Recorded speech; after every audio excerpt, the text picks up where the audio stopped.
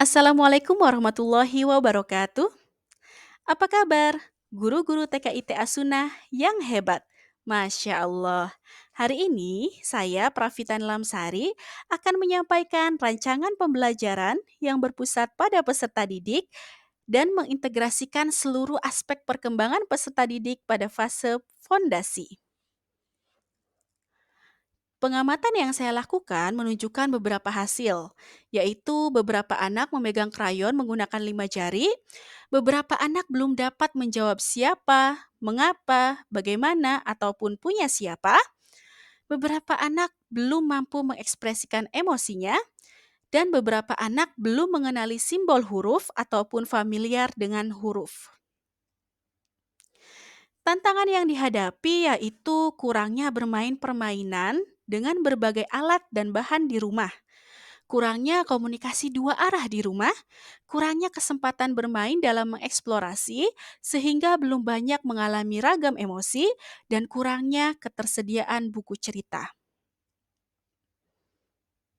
Oleh karena itu, untuk menstimulasi seluruh aspek perkembangan, saya merancang pembelajaran dengan membacakan nyaring buku yang berjudul Ayo Pulang. Kenapa saya memilih buku cerita ini? Karena binatang yang ada dalam cerita adalah binatang yang dekat atau familiar dengan anak-anak yang ada pada kelompok saya. Penulis buku ini adalah Ernie Hastuti. Ilustratornya Ade Sintia. Penerbitnya PT Bestari. Oh iya, ibu-ibu guru tidak perlu khawatir.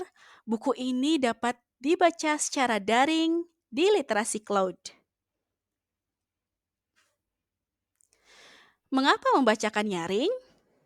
Karena membacakan nyaring mengakomodir gaya belajar visual, auditori, dan juga kinestetik.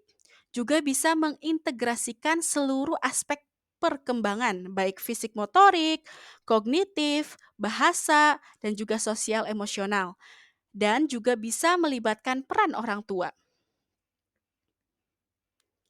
Untuk menstimulasi aspek perkembangan bahasa, libatkan anak dalam proses membacakan nyaring, seperti menanyakan gambar yang ada pada sampul. Contohnya, anak-anak coba perhatikan ada gambar apa saja ya.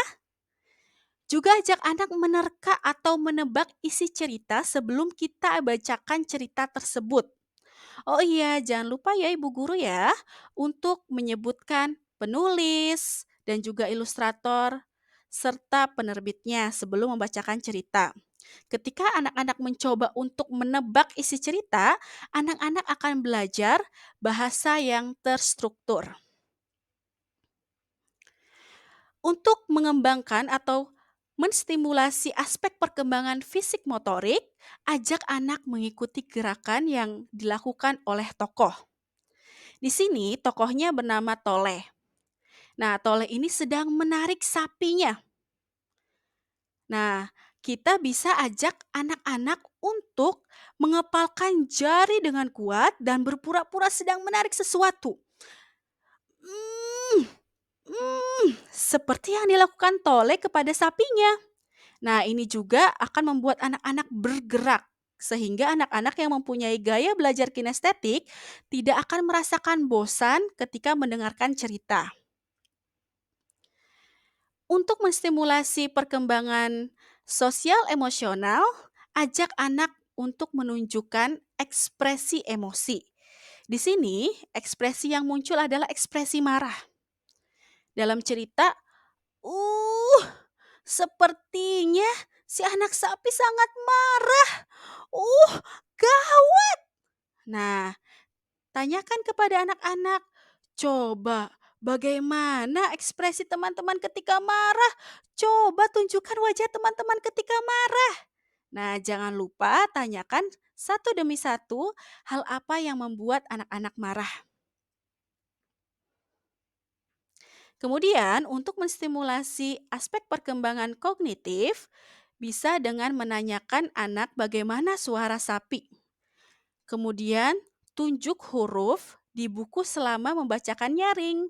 Itu juga kenapa kita harus memilih buku sesuai jenjang. Karena untuk jenjang anak usia dini tidak banyak kata-kata dalam satu halaman. Nah, jadi kita harus menunjuk kata-kata yang dalam buku karena ini akan menunjukkan bahwa buku cerita itu terdapat huruf-huruf yang membentuk kata dan kata membentuk sebuah cerita. Kemudian ajak anak mengikuti huruf pada onomatope mo. Nah, ini ya ibu-ibu ya, kita bisa mengajak anak-anak untuk menyebutkan huruf apa aja ya pada suara sapi. Atau ketika anak-anak tidak bisa menyebutkan, kita bisa memberikan contoh terlebih dahulu. Untuk keterlibatan orang tua, kita bisa meminta kepada orang tua untuk, anak menceritakan kembali secara sederhana di rumah ya, dan ini akan, menunjukkan anak paham atau ingat atau tidak dengan cerita. Juga menjelaskan kepada orang tua manfaat membacakan nyaring secara konsisten setiap hari minimal 10 menit. Kemudian memberikan informasi kepada orang tua mengenai platform atau aplikasi yang menyediakan buku digital yang dapat dibaca secara daring. Seperti itu. Itu saja Ibu, rancangan pembelajaran yang dapat saya sampaikan. Terima kasih atas perhatiannya. Assalamualaikum warahmatullahi wabarakatuh.